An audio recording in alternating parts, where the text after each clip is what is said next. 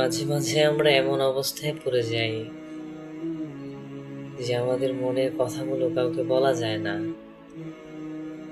কাউকে বোঝানো যায় না যে আমাদের মনের ভিতরটা কতটা ক্ষতবিক্ষত হয়ে আছে। আসলে আমরা মানুষের কাছে সান্ত্বনা খুঁজি, দিন শেষে সবাই ব্যস্ত। আপনার কান্না দেখার মতো যখন কেউ থাকে না, আপনার দীর্ঘশ্বাস শোনার মতো যখন কেউ থাকে না, আপনি মনে রাখবেন তখনও আপনার পাশে একজন আছেন, যিনি আপনার প্রতিটা চোখের পানির ফোঁটার হিসাব রাখেন। তিনি আল্লাহ। দুনিয়ার মানুষ আপনার অতীত মনে রাখেন, আর আল্লাহ তাআলা আপনার তওবা মনে রাখেন। তাই দুনিয়ার মানুষের কাছে নিজেকে সস্তা মনে করবেন না।